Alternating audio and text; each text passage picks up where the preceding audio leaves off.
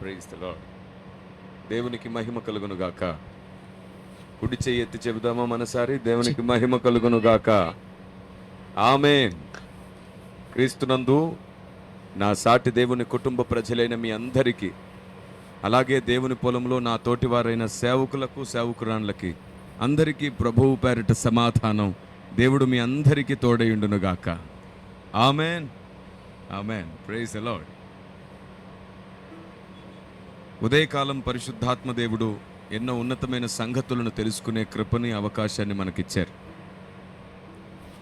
మీకు తెలుసా, దేవుని గూర్చిన జ్ఞానమును దేవుడు మనకు బయలుపరిస్తే తప్ప, లేదా మనం అర్థం చేసుకునే శక్తి దేవుడు మనకిస్తే తప్ప మనం ఆయన్ని తెలుసుకోలేం.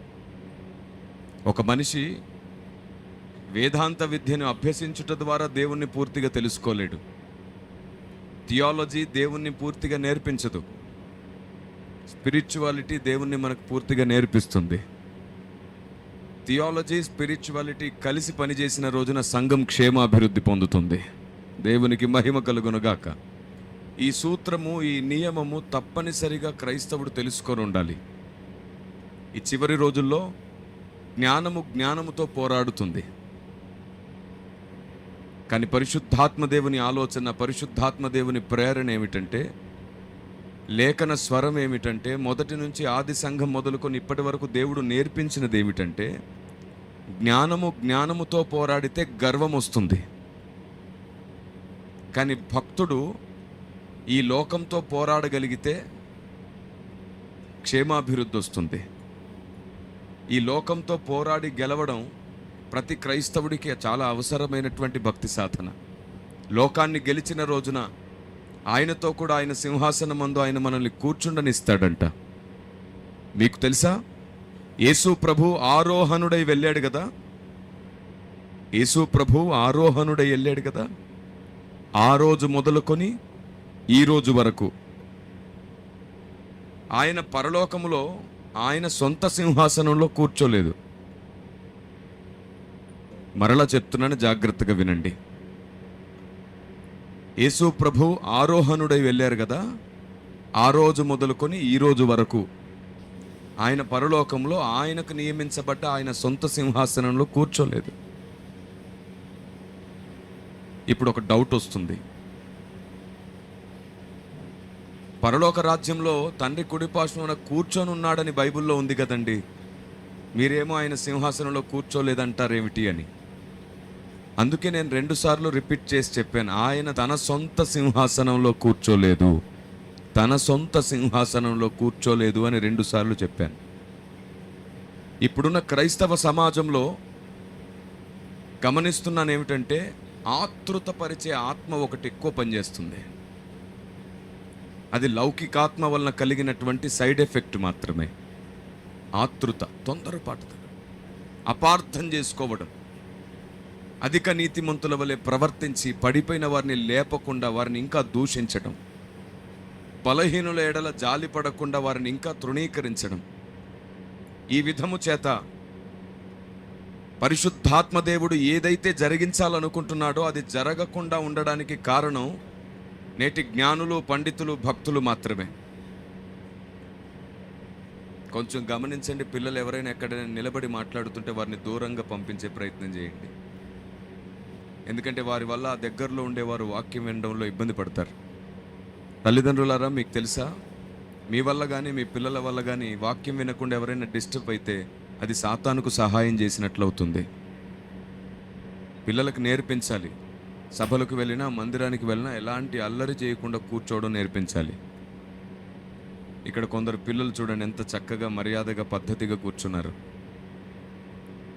మరికొందరైతే అటు ఇటు తిరుగుతూ ముచ్చట్లాడుతూ అల్లరి చేస్తూ ఉన్నారు. మీరు మీ పిల్లలకు దేవునికి భయపడడం నేర్పండి చాలు. దేవుడే వారి పిల్లలకు తోడుగా ఉండి నడిపిస్తాడు. గట్టిగా చెప్దామా? ఆమేన్. Praise the lord. మరలా పాయింట్ చెప్తున్నాను, వినండి. కాబట్టి ఈరోజు క్రైస్తవ సమాజంలో ఎక్కువ తొందరపాటుతనం, ఆతృతే కనబడుతుంది. ఈ ఆతృతలో ఒక అమాయకత్వం కూడా ఉంది. సాతాను తంత్రములను పసిగట్టాను కాబట్టి నేను మీతో మాట్లాడుతున్నాను ఈ విషయాన్ని. మనము సాతాను తంత్రములను ఎరగని వారము కాము అని ఉంది.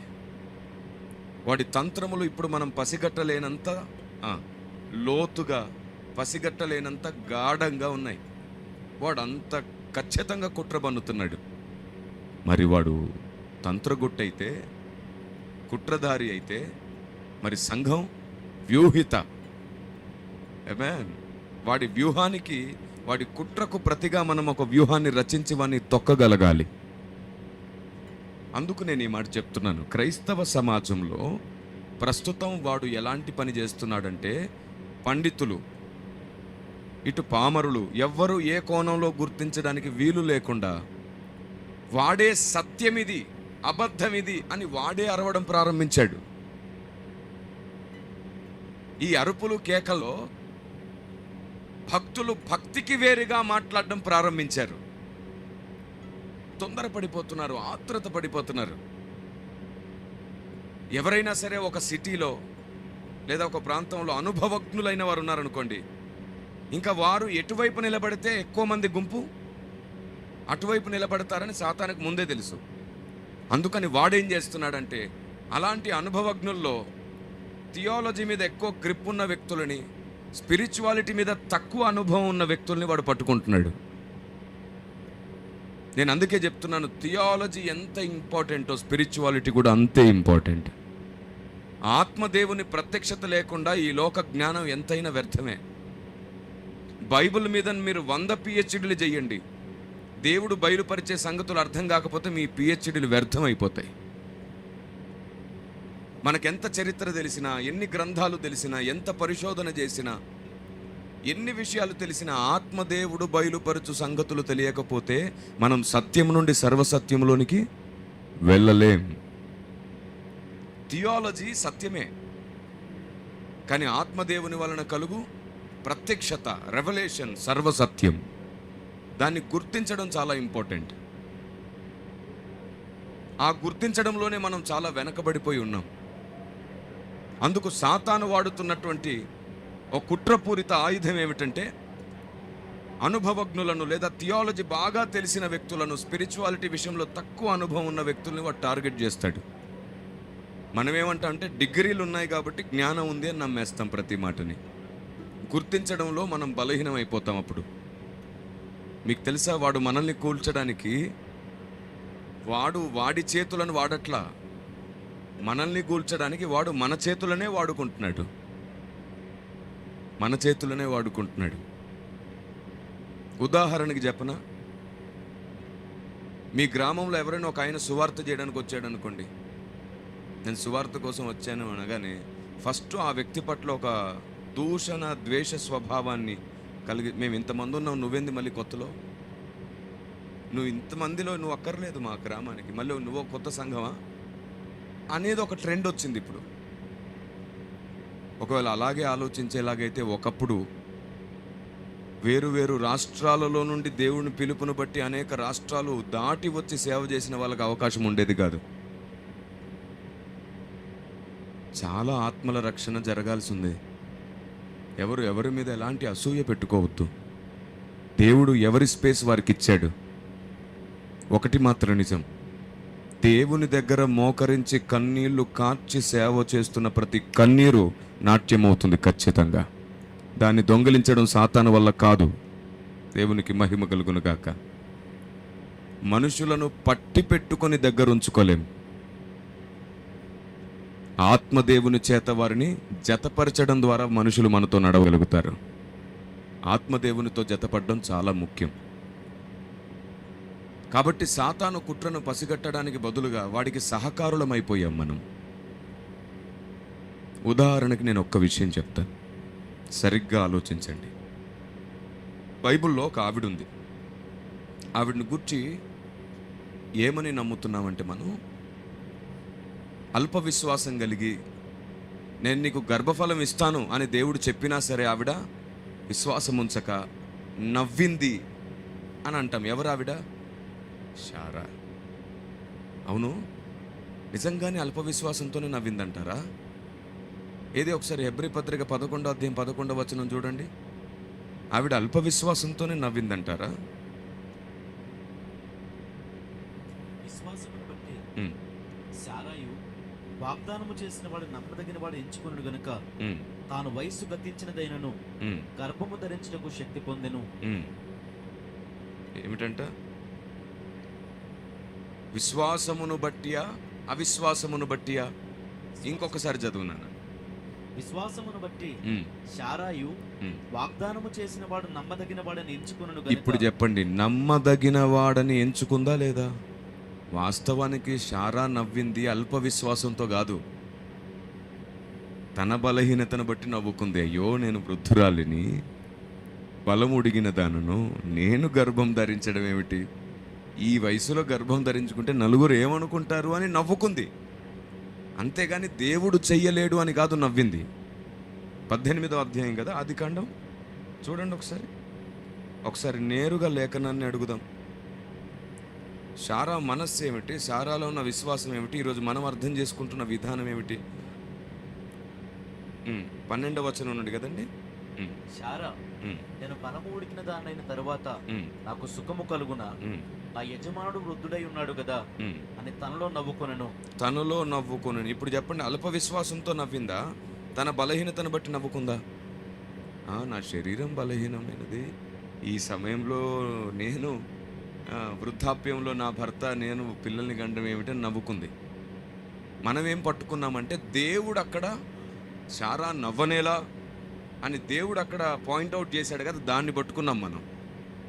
అసలు దేవుని ఉద్దేశం మాత్రం నువ్వు అల్ప విశ్వాసంతో నవ్వావని కాదు. అందుకే నేను మిమ్మల్ని అందరినీ బ్రతిమాలుతున్నాను, విన్నవే ఆలోచనలో మనసులో పెట్టుకుని చదవాల్సిన దానిని చదవకుండా మీరు మిస్ అవుతున్నారు. అందుకే నేను మధ్యాహ్నం ఒకటి చూపించాను. బైబిల్లో ఆదామవ్వల్ని దేవుడు ఎక్కడ పెట్టాడు భూమి మీద అంటే మీరేమన్నారు? ఏదేను తోట అన్నారు. నేను చూపించాను మీకు ఆదికాండం 2వ అధ్యాయం 8వ వచనంలో అసలు ఆ తోటకు ఏదేననే పేరు లేదు నియమం ప్రకారంగా. అక్కడ ఏముందో చూడండి 8వ వచనంలో. దేవుడైన యెహోవా తూర్పున ఏదేనులో ఒక తోట వేసి. దేంట్లో తోట వేశాడు? మరి ఆ తోట పేరేంటో? ఏదేనులో తోట వేశాడు. ఆ తోట పేరేమిటి? దానికో పేరు లేనందుచేత మనం ఏం చేసామంటే ఏదేని తోట అని పిలవడం ఆనవాయితీగా వచ్చింది. అలాగే అందరం పిలిచాం. అలాగే పిలుద్దాం కూడా. అలా పిలిస్తేనే మనకు అది స్పృహిస్తుంది. కానీ వాస్తవాన్ని కూడా గుర్తుపడదాం. ఎందుకంటే లేఖనంలో ఆ మాట క్లియర్గా ఉంది. ఏదేను అనేది ఒక పెద్ద వనం, ఓ పెద్ద అరణ్యం. అది పెద్ద అరణ్యంలో ఒక చిన్న తోట వేశాడు ఆయన.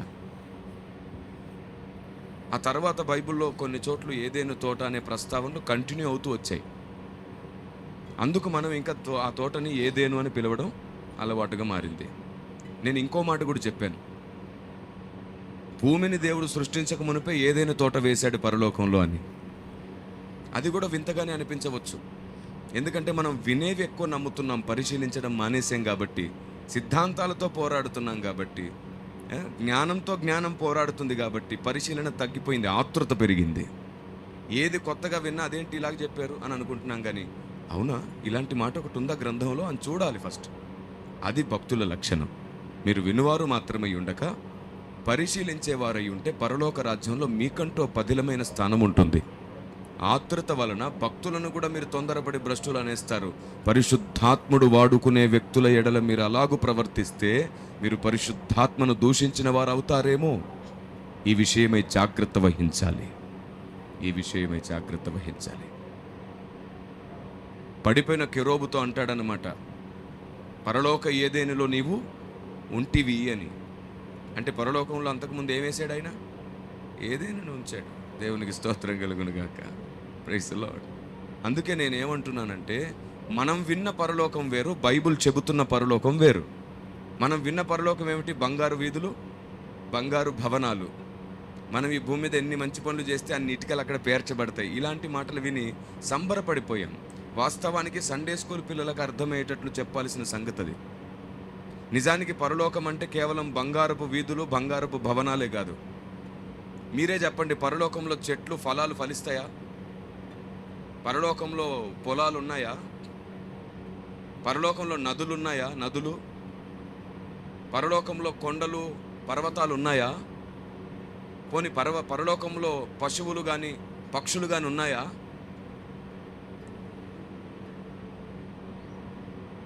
మనం ఎలా ఊహిస్తామంటే మహిమ అనే పదాన్ని ఊహించగానే పొగను ఊహించుకుంటాం. మహిమ అంటే ఏమనుకుంటాం?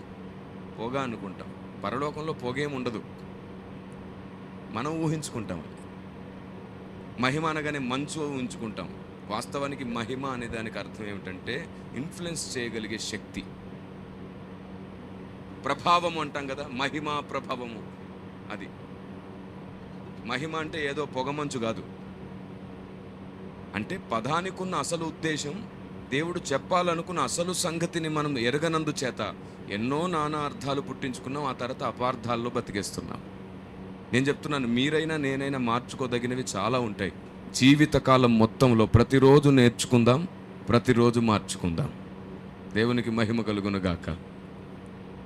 ఈ మహిమ ప్రభావం గురించి యూదా పత్రికలో ఉంటుంది. మనకి ఎంత స్పష్టమైన వివరణలు ఇచ్చాడో తెలుసా దేవుడు బైబిల్ గ్రంథంలో. పరలోక రాజ్యంలో పక్షులు ఉన్నాయి, జంతువులు ఉన్నాయి. దేవుడు అక్కడ అందమైన పక్షుల్ని అందమైన జంతువుల్ని పెట్టుకుంటే మనకేంటి అభ్యంతరం? చిన్నప్పటి నుంచి విన్నాం కాబట్టి విన్నట్టే ఉండాలనుకుంటున్నాం మనం. పరలోక రాజ్యం మొత్తం బంగారపు వీధులే కాదు, పరలోక రాజ్యంలో నేల కూడా ఉంది, అక్కడ చెట్లు కూడా ఉన్నాయి. 12 నెలలు 12 కాపులు ఫలిస్తున్న చెట్లు అక్కడ ఉన్నాయి. నది ప్రవాహం కూడా అక్కడ ఉంది. ఆ నదికి ఈవలను ఆవలను జీవవృక్ష ఫలములు కూడా ఉన్నాయి, జీవవృక్షపు చెట్లు ఉన్నాయి. అంతేందుకు అక్కడ కొండలు ఉన్నాయి, పర్వతాలు కూడా ఉన్నాయి. పరలోకంలో కొండలు ఎందుకు ఉంటాయి సార్ అంట. అందుకే బైబిల్ని జాగ్రత్తగా చూడాలి. భక్తుడు ఏమన్నాడు? నీ పరిశుద్ధ పర్వతము అని అన్నాడా? అక్కడ నీ గుడారము అన్నాడా? అక్కడ అతిథిగా ఉండదగినవాడు అన్నాడా? పరలోక రాజ్యంలో పర్వతాలు ఉన్నాయి, కొండలున్నాయి. ఇంకో పెద్ద మాట చెప్తాను, మీరు జీర్ణించుకోగలిగితే దేవుడు మీకు సహాయం చేయునుగాక. యేసు ప్రభుల వారు ఒక మాట అన్నారు, నేను వెళ్తున్నాను, స్థలము సిద్ధపరచడానికి వెళ్తున్నాను. నేను వెళ్ళి స్థలము సిద్ధపరిచి మరలా మీకోసం వస్తానన్నాడు కదా. అసలు ఎక్కడ స్థలం సిద్ధపరచడానికి వెళ్ళాడో తెలుసా? పరలోక రాజ్యంలో ఉన్నత స్థలములలో దేవుడు మనకు నివాసాలు స్థిరపరచడానికి వెళ్ళాడు. కింద కాదు, పరలోకంలో ఉన్నత స్థలాలు ఉన్నాయి. అంటే పర్వతాలు, కొండలు ఉన్నాయి. వాటి మీద యోగ్యులైన దేవదూతలు నివాసం చేస్తున్నారు. అందుకే బైబిల్ గ్రంథం ఉన్నత స్థలముల నివాసులారా అని వారిని పిలిచింది. ఉన్నత స్థలములు అంటే అపార్ట్మెంట్లో ఉండే వాళ్ళని కాదు. పరలోక రాజ్య ప్రస్తావన కాబట్టి ఉన్నత స్థలము అనగానే ఆనాడు రాజులు ఎక్కడ నివాసం చేసేవారు? వాళ్ళు పైనే ఉండేవాళ్ళు, కింద ఉండేవాళ్ళు కాదు. కోటలు ఉంటే అవన్నీ కూడా కొండల మీద కోటలు ఉంటాయి. ఎందుకంటే శత్రువు త్వరగా పైకి రాలేడు అని రాజులు ఎప్పుడూ సెక్యూర్గా ఉండడానికి పైనే వారి ఇల్లు ఉండేది. అంతెందుకు ఇప్పుడు కూడా చూడండి, ఎవరైనా ఇల్లు కట్టుకుంటే రోడ్డుకి పైన ఉండాలంటారు, పక్కన వాడు నాకంటే కింద ఉండాలని అనుకుంటాడు. వాడు ప్రతి వ్యక్తి ఎవరైనా సరే సమాజంలో పేరు పోసిన వాడు ఉంటే అతను కింద ఉండడు, పైన ఉండాలనుకుంటాడు. నడవలేని వాడు కూడా పైకి వెళ్ళాలనుకుంటాడు. మేము పైనే ఉండాలి, మిగతా వాళ్ళు ఎవరైనా కింద ఉండాలి అని అనుకుంటారు. కాబట్టి రాజులు పైన ఉండేవారు. అలాగే పరలోక రాజ్యంలో దేవదూతల్లో యోగ్యత కొలది వారికి పైన స్థలం ఇవ్వబడింది. అయితే యేసు ప్రభు ఆల్రెడీ దేవుడు వారికి చెప్పేశాడు ఏమిటంటే, మీ స్థలాలు మీరు ఖాళీ చేయాల్సిన టైం రాబోతుంది. మీ స్థలాలను భర్తీ చేయడానికి భూలోక సంఘ కన్యక రాబోతుంది పరలోక రాజ్యానికి. అప్పుడు దేవదూతలు అందరూ బాధపడిపోయారు. వారు అక్కడ బాధపడిన సంగతిని దేవుడు తన దాసుల ద్వారా ఇక్కడ రాయించుకున్నాడు. ఏమిటో తెలుసా? అది పరలోకం బలాత్కారముగా పట్టబడుచున్నది అని వాళ్ళు ఫీల్ అవుతున్నారంట. పరలోక రాజ్యం, నేను అడుగుతున్నాను, పరలోకాన్ని కబ్జా చేయగలిగే శక్తి ఎవరికి ఉంది? ఎవరికి లేదు. ఎవరు బలవంతంగా పరలోకాన్ని పట్టుకోలేరు. కానీ వీళ్ళు అంటున్నారు ఏమిటంటే, పరలోకం బలాత్కారముగా పట్టబడుతున్నది అంటే మాది బలవంతంగా మా దగ్గర నుండి లాక్కుంటున్నారని వీళ్ళు బాధపడుతున్నారు. వారిది ఎవరు లాక్కుంటున్నారు? సంఘము వారి స్వాస్థ్యాన్ని లాక్కుంటుంది. దేవునికి స్తోత్రం కలుగునుగాక. ఎలా లాక్కుంటుంది? క్రీస్తును బట్టి అది మన స్వాస్థ్యం అవుతుంది. క్రీస్తు జ్ఞానమును బట్టి అది మన స్వాస్థ్యం అవుతుంది. క్రీస్తులోని సర్వసత్యము మనకు అది స్వాస్థ్యముగా వచ్చేటట్లు చేస్తుంది. మీకు జ్ఞాపకం ఉందా? కొలస్సీ పత్రిక మొదటి అధ్యాయంలోనికి రండి. కొలస్సీ పత్రిక మొదటి అధ్యాయంలో ఒక ప్రాముఖ్యమైన విషయం రాయబడింది. అపోస్తలుడైన పౌలు ద్వారా చూస్తారా ఒకసారి 16వ వచనమా? ఏలయనగా ఆకాశమందున్నవియు భూమి అందున్నవియు దృశ్యమైనవి గాని అదృశ్యమైనవి గాని అవి సింహాసనములైనను ప్రభుత్వములైనను ప్రధానులైనను అధికారములైనను సర్వమును ఆయన యందు సృజింపబడెను. సర్వమును ఆయన ద్వారాను మధ్యలో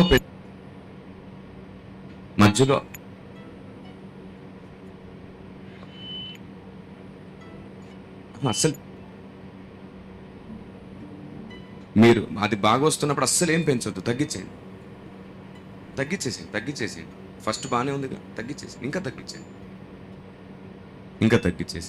తగ్గించేయండి. Praise the lord. అది పూర్తిగా డిస్టర్బెన్స్ మొత్తం తీసేసేయండి.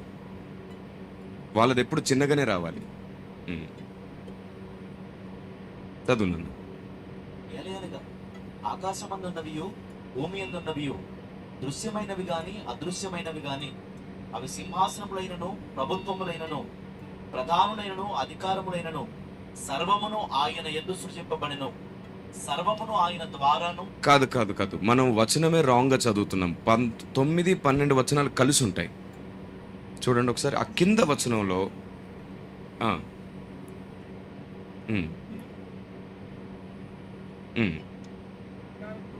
అందుచేత ఈ సంగతి వినిన నాటి నుండి మేమును మీ నిమిత్తము ప్రార్థన చేయటం మానక మీరు సంపూర్ణ జ్ఞానమును ఆత్మ సంబంధమైన వివేకము గలవారును. ఒక్క నిమిషం, అక్కడ ఆ కిందికి చివర్లో వస్తే ఒక మాట ఉంది చూడండి. షార్ప్ తగ్గించేనా? Triple sharp. అది సంగతి. Praise the lord. ఏముంది అక్కడ? తేజోవాసులైన వారి స్వాస్థ్యం. హారన్ కూడా తగ్గించినాను. చూసారా? స్వాస్థ్యం ఎవరిది? తేజోవాసుల ట్రిపుల్ తగ్గించండి ప్లీజ్. మొదట బాగుంది, తర్వాత డిస్టర్బ్ అయింది. Praise the lord. మీకు అందరికీ క్లియర్గా వినబడుతుందా? ఇది డిస్టర్బెన్స్గా ఉంది. ట్రిపుల్. Praise the lord. మీ అందరికీ క్లియర్గా వినబడుతుందా? నైస్. Praise the lord. ఆ మాట గమనించారా? తేజోవాసుల స్వాస్థ్యము అంట. Praise the lord. ఇప్పుడు స్వాస్థ్యం ఎవరిది? హలో, వింటున్నారా? తిని కూర్చున్నారా? కొంచెం కష్టంగా ఉంటుంది తిన్నాక కదా. అందుకే మీరు ఏం చేయండి అంటే మాతో కలిసి రండి. మేం కదులుతున్నట్టు మీరు మాతో కదలండి. ఓకే? చెబుతున్నప్పుడు పక్కవారితో మాట్లాడుతున్నా ఏదో పరధ్యానంలో ఉన్న ఇన్ని ఉన్నతమైన సంగతులు మీరు వినలేకపోతారు. ఎవరి స్వాస్థ్యం అంట? తేజోవాసుల స్వాస్థ్యములోనికి ఎవరు వెళ్తున్నారు? మనం. దేవునికి స్తోత్రం కలుగునుగాక. ఆల్రెడీ వారి స్వాస్థ్యం ఉంది, దాన్ని మనం స్వతంత్రించుకోబోతున్నాం. ఇప్పుడు వాళ్ళు అప్పీల్ చేస్తారా లేదా? అయ్యో అది మా స్వాస్థ్యం అని. వారికి ఎందుకు పోయిందో తెలుసా ఆ స్వాస్థ్యం? క్రీస్తు వారికి లేడు కాబట్టి, క్రీస్తు మనకు దొరికాడు కాబట్టి. క్రీస్తు వారికి లేకపోవడం ఏమిటి? తృణీకరించబడ్డాడంట. అక్కడ ముఖ్యమైన మూలరాయి అయిన ఆయన అక్కడ తృణీకరిస్తే, ఇల్లు కట్టువాడు కదా, అక్కడ నిషేధిస్తే ఆ రాయి ఇక్కడ మనం తలకు మూలరాయి అయిపోయింది. ఆ ముఖ్యమైన మూలరాయి మనకు దొరకడం వలన మనం పరలోక రాజ్యంలో ఉన్నత స్వాస్థ్యంలో పాలు పొందబోతున్నాం. Praise the lord. అయితే పరలోకంలో అందరు కిందే ఉండరు. కొందరు యోగ్యులైన వారికి ఆ పైన ఉన్నత స్థలముల పైన అధికారం దొరకబోతుంది, ఉన్నత స్థలముల పైన అవకాశం దొరకబోతుంది. ఎలాంటి వారికి ఉన్నత స్థలం మీద అవకాశం దొరుకుతుంది? తలస్థానంలో నిర్మించబడే వారికి మాత్రమే పైన అవకాశం దొరకబోతుంది. మరి మీరు క్రీస్తు శరీరంలో తోకగా ఉండిపోతారా, తలగా ఉంటారా? అంటే కాళ్ళుగా ఉండిపోతారా, తలగా ఉంటారా? మీకు విషయం చెప్పనా, నేను తలగా ఉండాలని మీరు ఎంత ఆశపడ్డా ఉండలేరు. తలగా ఉండాలి అంటే తలలో ఉన్న జ్ఞానం నేర్చుకుంటేనే అది సాధ్యమవుతుంది. అందుకే ఈ చివరి దినాలలో మిమ్మల్ని అందరినీ ప్రభువు పేరిట బ్రతిమాలుతున్నాను. మందిరాలకు మొక్కుల కొరకు, ఆశీర్వాదాల కొరకు, దీవెనల కొరకు, ఆశీర్వాదాల కొరకే వచ్చింది ఇంకా చాలు. ఈ చప్పిడి భక్తి జీవితాన్ని అలా పక్కన పెట్టి మండుతున్న పరిశుద్ధాత్మ దేవుని ఆలోచనతో తిరిగి మనల్ని మనం కట్టుకుందాం. ఆశీర్వాదములు దీవెనల కొరకు మందిరానికి వచ్చి మనం ఇంకా బుద్ధి లేని సంఘం అయిపోతాం. మనం ఆశీర్వాదాలు దీవెనల వెంట పరిగెత్తొద్దు, అవే మన వెంట పరిగెత్తుకుని రావాలి. భక్తుడు అంటాడు కృపాక్షేమములు మనమేమో ఈసారి వాటి వెంట పరిగెడుతున్నాం. మనం వాటి వెంట వెళ్ళొద్దు, అవే మన వెంట రావాలి. ఎందుకంటే క్రీస్తు మన యందు నివాసం చేస్తున్నప్పుడు కృపాక్షేమములు మన వెంట వస్తాయి. క్రీస్తు జ్ఞానం మనలో ఉన్నప్పుడు ఆత్మలో మనం వర్ధిల్లుతున్నాం. ఆత్మలో మనం వర్ధిల్లుతున్న కొలది అన్నింటిలో వర్ధిల్లుతాం. అది దేవుని వాగ్దానం. ఆయన మాట ఇచ్చి తప్పని దేవుడు. కానీ మనమేం వినాలనుకుంటాం? ఇక్కడ ఎలా బ్రతకాలో వాక్యంలోంచి వినాలనుకుంటాం. ఎన్ని సంవత్సరాలు వింటారు? రక్షించబడ్డ కొత్తలో వినాలి, ఒక 5-6 సంవత్సరాలు వినాలి. మూలోపదేశములు అంతవరకే చాలు, పాల లాంటి మాటలు అంతవరకే చాలు. ఆ తర్వాత నుండి ప్రతి విశ్వాసి సంపూర్ణ సిద్ధికి కొనసాగాలి. సంపూర్ణత ఎలా వస్తుంది? ఎఫెసీ పత్రిక 1వ అధ్యాయము 8 నుండి చూస్తే, ఎఫెసీ పత్రిక 1వ అధ్యాయము 8-10 వచనాలను మీరు గమనిస్తే, కాలము సంపూర్ణమైనప్పుడు జరగవలసిన ఏర్పాటును బట్టి ఆయన తన దయా సంకల్పము చొప్పున తన చిత్తమును గూర్చిన మర్మమును మనకు తెలియజేసి, ఏమిటంట? తన చిత్తమును గూర్చిన మర్మమును మనకు తెలియజేసి. దేవునికి మహిమ కలుగును గాక. Praise the Lord. తన చిత్తానుసారమైన మర్మము, దానిని తెలుసుకొనుటను బట్టి మనకు సంపూర్ణ సిద్ధి వస్తుంది. దేవుడు తన మర్మములు, తన జ్ఞానములు దేవదూతలకు కూడా తెలియకుండా దాచిపెట్టాడు. అలాంటి సంగతులను దేవుడు మనకు బోధిస్తున్నాడు. కానీ మనం వాటిని వినడానికి సిద్ధంగా లేం. మనకు నచ్చింది వినడానికి సభలకు, మందిరాలకు వస్తున్నటువంటి నేటి తరాన్ని చూసి పరిశుద్ధాత్మ దేవుడు దుఃఖపడుతున్నాడు. ఎంతసేపు మీకు నచ్చింది విందామని వస్తున్నారు. ఇప్పటి వరకు ప్రార్థన కోసం వచ్చిన వాళ్ళందరూ కూడా గర్భఫలం లేదని, వ్యాధులున్నాయని, బాధలున్నాయని, ఇబ్బందులున్నాయని, ఇంట్లో సమస్యలున్నాయని వాటి కోసమే విజ్ఞాపన అడిగారు. కానీ ఒక్కరు కూడా నేను ఆత్మలో వర్ధిల్లాలి, పరిశుద్ధాత్మనితో స్నేహం చేయాలి, నేను గంటల తరబడి ప్రార్థించే ఆత్మ కావాలి, నేను లేఖనానికి అనుకూలంగా నడిచే కృప కావాలని అడిగిన వారు మాత్రం కనబడలేదు. చాలా తక్కువ మంది కనబడతారు అలాగా. ఎవరు కనబడతారో తెలుసా? శిష్యత్వము చెయ్యడానికి ఎవరి మనసు సిద్ధమవుతుందో వారు అడుగుతారు, దేవునికి అనుకూలంగా నడిచే జ్ఞానం కావాలి, గంటల తరబడి ప్రార్థనా గదిలో ఉండే అభిషేకం కావాలి. దేవునికి ఇష్టమైనది అడిగేవారు తగ్గిపోయారు, తమకిష్టమైనది అడిగేవారే ఎక్కువైపోయారు. అంటాడు, మీ సుఖభోగముల నిమిత్తం అడుగుతున్నారు కదా, మీకు అందుకే ఏమీ కలగట్లేదు. మీరు నా చిత్తానుసారముగా అడిగి చూడండి, మీకు నేను సమస్తాన్ని అనుగ్రహిస్తానని మాటిచ్చిన వాడు నమ్మదగినవాడు. దేవునికి మహిమ కలుగునుగాక. మీకు తెలుసా, నేను సేవలోకి వచ్చినాక 1-2 సంవత్సరాలు మీలాగే నేను ఆలోచించాను. ఆ తర్వాత పరిశుద్ధాత్మ దేవుడు ప్రార్థనా గదిలో నన్ను బలపరిచారు. నాన్న, నీ కోసం అడగడం మానేసి నా కోసం అడగడం ప్రారంభించు, నేను నీ కోసం కూడా ఇస్తానన్నాడు. అప్పుడు అర్థమైంది నాకు, పైనున్న వాటిని వెతుకుడు అనే మాటకు అర్థం ఏమిటి? మొదట నా నీతిని, రాజ్యాన్ని వెతకండి, అడు తర్వాత మీకు అన్నీ ఇస్తాననే మాటకు అర్థం ఏమిటో అప్పుడు అర్థమైంది. అప్పటి నుంచి నాకు కావలసింది అడగడం మానేసి ఆయనకు కావలసింది ఏమిటో లేఖనం చెప్తుంది కాబట్టి నేను దాన్ని అడగడం ప్రారంభించాను. నాకు ఆ రోజు నుంచి ఈ రోజు వరకు ఏది తగ్గలేదు. పైపెచ్చు ప్రతి సంవత్సరం నా మెట్టు పైకి ఎదుగుతూనే ఉంది. నేను అన్నింటిలో ఎదుగుతూనే ఉన్నాను. దేవునికి స్తోత్రం కలుగునుగాక. ఏమీ లేకుండా విరిగి నలిగిన అనుభవమును ఎరుగుదును, ఇప్పుడు అన్నీ కలిగిన సంపన్న అనుభవమును ఎరుగుదును. దేవునికి స్తోత్రం కలుగునుగాక.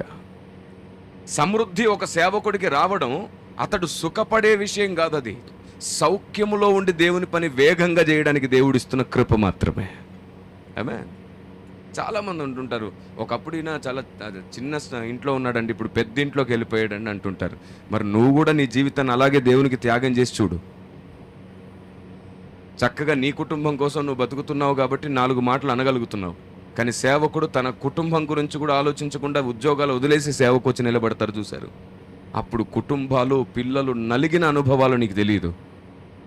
ఎంతో మంది సేవకులు వర్షం పడితే కిందికి నీరు కారిపోతున్న చోట గిన్నెలు పెట్టుకొని పిల్లల్ని జాగ్రత్తగా అదిమి పట్టుకొని అలాంటి భయంకరమైన రాత్రులు గడిపున్నటువంటి సందర్భాలు ఉన్నాయి. వర్షం పడుతున్న ఇంట్లో, పాములు తేళ్లు తిరుగుతున్న ఇంట్లో, భయంకరమైనటువంటి వ్యతిరేకత ఉండి చంపే మనుషుల మధ్యలో ఉండి, అలా ఎన్నో రకాలుగా వాళ్ళు ఎదుర్కొన్న తర్వాత దానికి ప్రతిఫలమే దేవుడిస్తున్న క్షేమాభివృద్ధి. వారిని చూసి జలసిగా ఫీల్ అయ్యి అసూయ తెచ్చుకునే బదులు నేనును ఎదుగుటకు దేవుని యొద్ద నుండి పొందుటకు ఏమి చేయవలని అడగాలి. ఎదిగిన వానికి వైపు వేలెత్తి చూపించడం కాదు, నువ్వు ఎదగడానికి నీ కంట్లో ఉన్న దూలము తీసుకునే ప్రయత్నం చేయాలి. అప్పుడు నా దేవుడు నీ చెయ్యి పట్టుకుని నడిపించడం ప్రారంభిస్తాడు. ఆమేన్.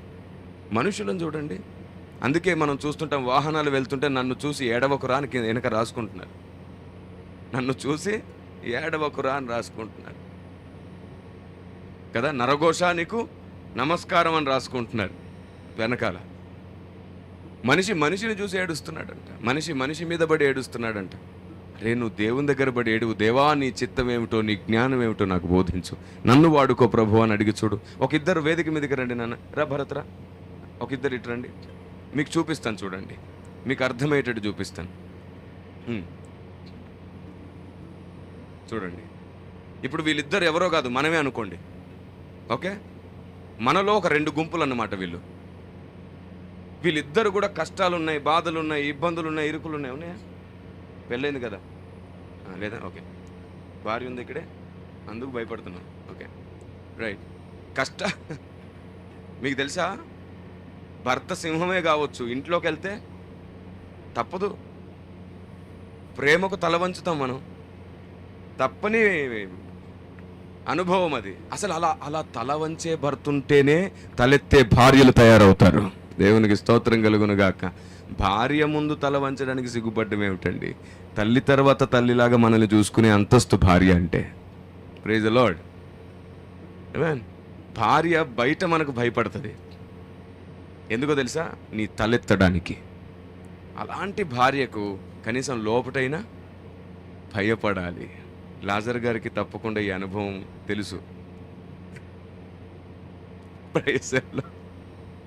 పెద్దలు నేర్పించాలి అసలు ఇలాంటివి మాకు. వారు నేర్పించే ఎన్నో మెలకువలతో మేము ఇంకా గెలవచ్చు. కానీ ఇప్పుడు పెద్దలు కూడా ఏమంటున్నారంటే, నాన్న మా కాలంలో అమ్మాయిలు వేరు, మీకు చేతులు ఎత్తేస్తున్నారు నాయన, మా అనుభవాలే మారిపోయాయి అని. అంత వేగవంతం అయిపోయింది ప్రపంచం. సరే, ఒకటి మాత్రం నిజం, భార్యలను భర్తలు ఎంత గౌరవించి, ఎంత ప్రేమించి, ఎంత జాగ్రత్తగా చూసుకుంటారో, భర్తలారా మీ ప్రార్థనలు దేవుడు అంత ఖచ్చితంగా వింటాడు. ఇది లేఖనం. భార్యలను మీరు బాధ పెడితే మీ వ్యాపారాలు డెవలప్ అవ్వవు. భార్యలను దుఃఖ పెడితే మీ ప్రార్థన దేవుడు వినడు. ఇది లేఖన సారం. అంటే స్త్రీకి దేవుడు అంత విలువిస్తున్నాడు. చాలామంది అన్నలు తమ్ముళ్ళు అంటుంటారు, ఏం చేసినా ఫలించట్లేదు. అయితే నువ్వు ఇంట్లో ఏదో చేస్తున్నావు, ఇంట్లో వాళ్ళని ఏదో బాధ పెడుతున్నావు. ముందు అక్కడ సరి చేసుకో. నువ్వు ఇంట్లో సఖ్యతగా ఉండి చేతులెత్తి అప్పుడు మొరపెట్టు, దేవుడు తప్పకుండా దయ చూపిస్తాడు. ఆమేన్. ఇంకా తల వంచుతున్నారు కదా, చక్కగా మనల్ని గౌరవిస్తున్నారు కదా అని చెప్పి దాన్ని అదునుగా తీసుకునే స్త్రీలు ఉంటారు. కాబట్టి చాలామంది అలాగా అవకాశం ఇవ్వట్లేదు. పొర్రపాటున ఆ పని చేయకండి. ప్రేమ అనే దాన్ని మధ్యలో పెట్టుకొని అన్నింటికి సమానంగా తూకం వేయడం నేర్చుకోండి. ప్రేమ ఉన్న చోట అటువైపు ఎంత తగ్గించుకున్నా సరే, ఇటువైపు కూడా ప్రేమ అమర్యాదగా ప్రవర్తించదు. ప్రేమ ఉంటే అన్ని సక్రమంగా జరుగుతాయి. నువ్వు స్త్రీవి, కిందికి తల వంచు అని పురుషుడు అనకూడదు. తల వంచిన పురుషుణ్ణి నువ్వు చేతగాని వాడవని స్త్రీ అనకూడదు. అలాంటి ఆలోచనలు ఉన్నంత వరకు ఎప్పుడు ఎవరు కూడా స్త్రీలు స్త్రీలకు నేర్పించుకుంటుంటారంట, కొంగున కట్టుకోవాలి భర్తనని. కొంగున కట్టుకుంటే పాపం అటు ఇటు తగిలి చచ్చిపోతాడు. కొంగున కట్టుకోకండి, హృదయాన ముడి వేసుకోండి. Praise the lord. మీ మంచి నవ్వుతో, మీ మంచి మనసుతో, మీ పలకరింపుతో, వారికి కావలసినవన్నీ చేసి పెట్టడంతో, వారి జాగ్రత్తలు బాగోగులు చూడడంతో మీరు వారిని హృదయములో బంధించగలుగుతారు. ఉదయం లేచి వాళ్ళకి కావలసింది పట్టించుకోరు కొందరు, వాళ్ళ ముందు నీట్గా ఉండరు కొందరు. ఎవరైనా ఇంటికి వస్తేనే వీళ్ళు నీట్గా తయారవుతారు, కానీ భర్త ముందు నీట్గా ఉండరు. మరి ఈయనకి జిడ్డు చూసి స్మార్ట్గా చూడాలని అనుకుంటాడు కదా బయటికి వెళ్ళి. సమస్య ఎవరు క్రియేట్ చేసుకుంటున్నారు? కాబట్టి దేవుని దాసుడిగా ప్రభువు పేరిట బ్రతిమాలుతున్నాను, మీ ఇంటిలో మీ యజమానిని సంతృప్తి పరచుకోవడం ప్రతి స్త్రీ నేర్చుకోండి. అప్పుడు తప్పకుండా లేఖనం నీ పురుషుణ్ణి నీ సంతృప్తి కొరకు దేవుడు వాడుకుంటాడు. అప్పుడు నీ మాట, జ్ఞానం అన్నీ ఉపయోగపడి నీ ఇంటిని నువ్వు కట్టుకునే స్త్రీ అవుతావు. గుణవతి అయిన స్త్రీ భర్త అధికారం ఇవ్వకపోతే ఎలా కట్టగలుగుతుంది ఇల్లు? గుణములను సరి చేసుకుంటే భర్త అధికారమే మీ సొంతం అవుతుంది, మీ ఇంటిని మీరే కడతారు. సరే, పెళ్లి ప్రసంగంలో ఎప్పుడైనా మాట్లాడుకుందాం దాని గురించి. Praise the Lord. Kiran Paul గారు ఈ ప్రసంగం మాత్రమే చేయగలరు, ఈ ప్రసంగం చేయలేరు అనే అవకాశం లేకుండా దేవుడు అన్ని విధముల కృపను అనుగ్రహించాడు. Praise the Lord. అన్ని విధముల కృపనిచ్చాడు. క్రీస్తుని ఎరగని క్రైస్తవేతరులతో మాట్లాడడం నేర్పించాడు, క్రీస్తునందున్న ప్రజలతో మాట్లాడడం నేర్పించాడు. సందర్భం ఏదైనా సరే ప్రత్యక్షత మాత్రం దిగి రావడం ఖాయమవుతుంది. దేవునికి స్తోత్రం కలుగునుగాక. ఆమేన్. మీలో ఎంతమందికి పూజారులు, స్వామీజీలు స్నేహితులై ఉండే అవకాశం ఉంది? ఖచ్చితంగా ఉంటే ఉంటారు, ఒకరో ఇద్దరో. కానీ మీకు తెలుసా, దాదాపుగా 70 మంది 80 మంది కంటే ఎక్కువ మంది నాకు స్నేహితులై ఉన్నారు. కారణం ఏంటో తెలుసా? వారు అంటారు, మీరెప్పుడు మమ్మల్ని దూషించలేదు, ద్వేషించలేదు, పైగా మీరు చెప్పేది మాకు వినాలనిపిస్తుంది, మీరు మమ్మల్ని గౌరవిస్తున్నారు, మీరు చెప్పాల్సింది చెప్తున్నారు, మీరు ముఖం మీద మాట్లాడినట్టే ఉంటుంది కానీ ఎప్పుడు కొట్టినట్టు ఉండదు. ఎందుకంటే నోరు మంచిదైతే ఊరు మంచిది. ఒక పెద్ద ఆయన ఉన్నాడు వయసులో, క్రైస్తవ్యాన్ని, క్రైస్తవుని ఇష్టం వచ్చినట్టు తూలనాడుతూ ఉంటాడు, ఇష్టం వచ్చినట్టు మాట్లాడేస్తూ ఉంటాడు. మన వాళ్ళు ప్రేమగా ఆయన కొన్ని ముద్దు పేర్లు పెడుతుంటారు. నేను మాత్రం పొరపాటుగా ఆ పని చేయలేదు. అయితే నేను ఆయనతో మాట్లాడుతూ, మీ వయసుకు ఇది తగునా, మీ బుద్ధికి ఇది తగునా, మీలాంటి వారు ఇలాంటి మాటలు మాట్లాడుట ఎంత అవివేకం, ఎంత తెలివి తక్కువతనం, మీరు గొప్పవారు, వయసులో పెద్దవారు, వివాదాలు లేకుండా నడుచుకోండి అని అన్నాను. ఇప్పుడు నేను అన్నానా అనలేదు ఆయన్ని? సేవకులము కదా, ఆత్మ వలన కలుగు వివేకము వివాదము లేకుండానే జరిగించాలి. దేవునికి స్తోత్రం కలుగునుగాక. Praise the Lord. మనం ఏం చేస్తామంటే ఆయనకు అన్నట్టు తెలియాలి, చూసే వాళ్ళకి అన్నట్టు తెలియాలి, మన ఈగో సాటిస్ఫై అవ్వాలనుకుంటాం. అనడము అంటే తిట్టడము కాదు, స్పృహ కలిగించడం. ఈ నిర్వచనం మర్చిపోకండి దయచేసి. ప్రార్థనా గదిలో గంటల తరబడి కన్నీళ్లు కారిస్తేనే ఇలాంటి కృప దేవుడు మాకిచ్చాడు. కిరణ్ పాల్ గారికి కోపమే రాదా అని ప్రశ్నించారు. ఒక్క నిమిషం నాన్న, నిలబడి ఉండండి. కిరణ్ పాల్ గారికి కోపమే రాదా అని అడిగారు. చూసారా, నేను మీతో మాట్లాడేస్తుంటే వాళ్ళకి కాళ్ళు నొప్పులు వస్తాయేమో అని ఆలోచించాను. ఏమనుకోద్దే,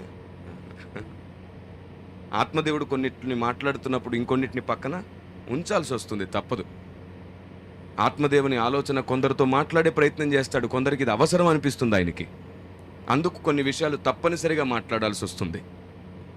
మీకు తెలుసా, కిరణ్ పాల్ గారికి కోపమే రాదా అని చెప్పేసి చాలామంది అడిగారు. ఆఫీస్కి కూడా ఫోన్ చేశారు, ఏంటంటే ఆయనకు అంత దీర్ఘశాంతం, అంత ఓపిక ఏమిటండి, కోపమే రాదా అని అడిగితే నేను అన్నాను, కోపం ఎందుకు రాదు నాన్న, అందరికంటే కారం కొంచెం ఎక్కువ తింటాను, నేను ఉప్పు ఎక్కువ తింటాను, చక్కగా తింటాను, కారం ఉప్పు బలంగా తింటాను, నాకు కోపం రాకుండా ఉండడం ఏమిటి? ఎవరు చెప్పారు నాకు కోపం రాదని?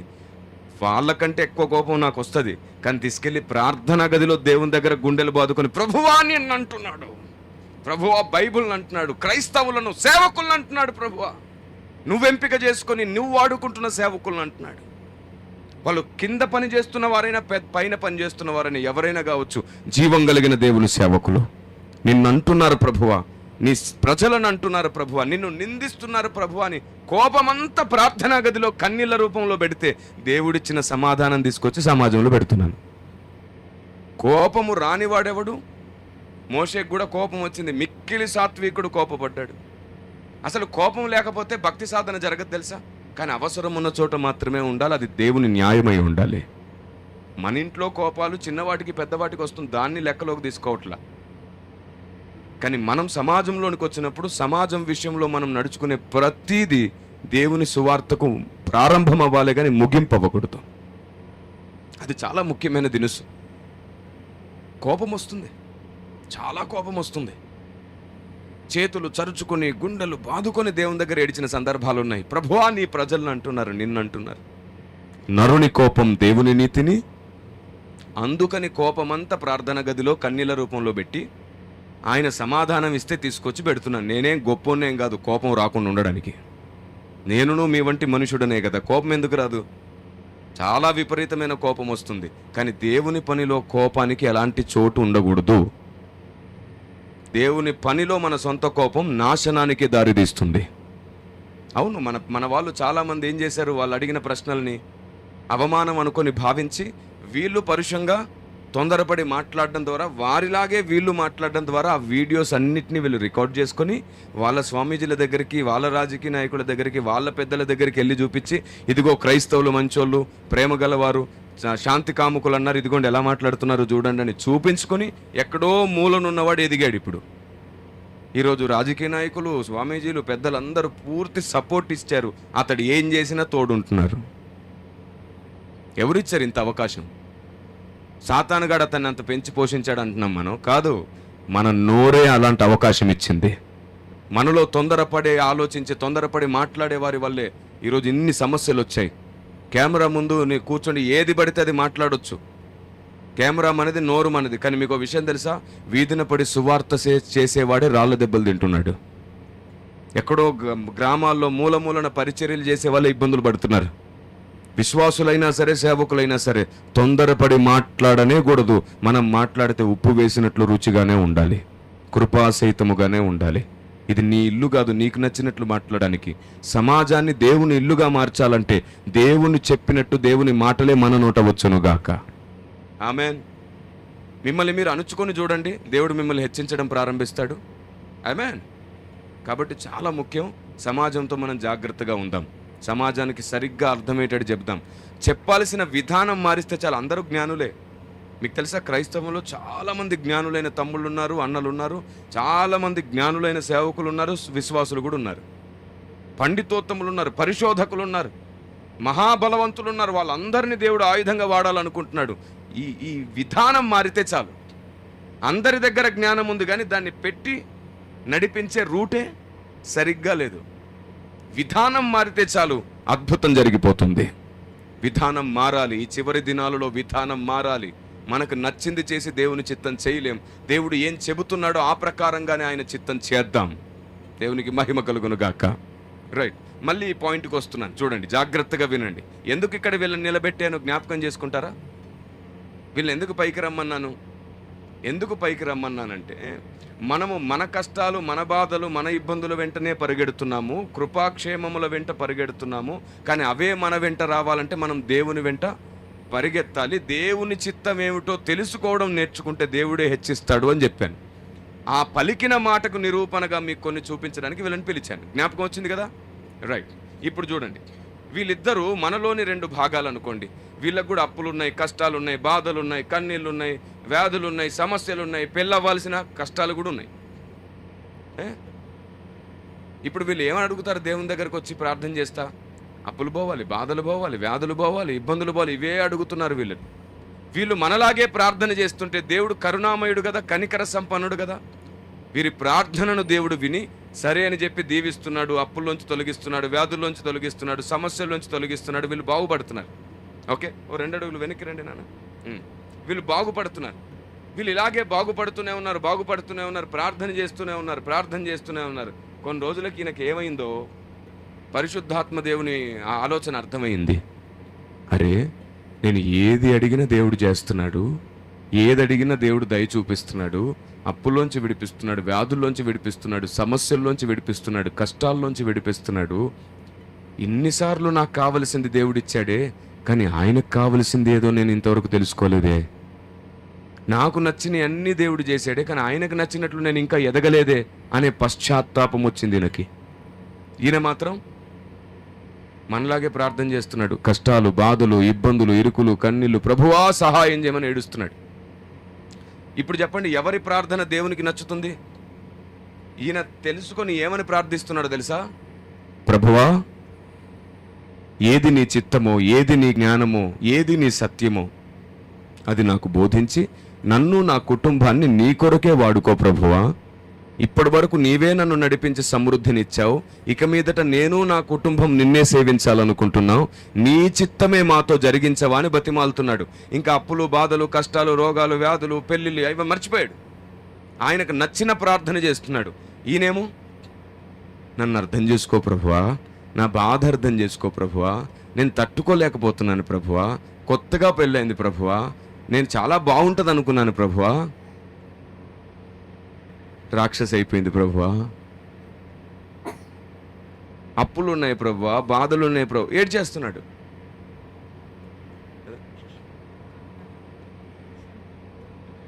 నా పిల్లలే కదా, వాళ్ళ కష్టాలు నాకు తెలుసని నవ్వుతున్నట్టు. రైట్. ఇప్పుడు చెప్పండి, వీళ్ళిద్దరిట్లో ఎవరి ప్రార్థనలు బాగా దేవుడు ఇష్టపడతాడు? మొదటివాడు, రెండోవాడు. ఇప్పుడు పలకడానికి బాగుంది కదా. ఎవరి ప్రార్థన దేవునికి నచ్చింది? మన ప్రార్థనలు ఎలా ఉన్నాయి? ఒప్పేసుకోండి. మీకు తెలుసా, ఒప్పేసుకుని విడిచిపెట్టేస్తే మంచిది. మీరైనా నేనైనా మనం ఎప్పుడైనా గుర్తుంచుకోండి, మనం ఎవ్వరం అతీతులం కాదు. ఈ శరీరం బలహీనం, లోకం బలహీనం, మనసు బలహీనం, ఎక్కడో చోట మనం బలహీనం. ఒప్పుకొని విడిచిపెడితే దేవుడే నడిపించడం ప్రారంభిస్తాడు. బురద గడిగేసుకోవడమే దేవునికి స్తోత్రం. మరలా ఎప్పుడు ఆ బురదలో పడకుండా దేవుడే నడిపించుగాక. ఆమేన్. మన ఆపాద మస్తకం ఆయన అధికారం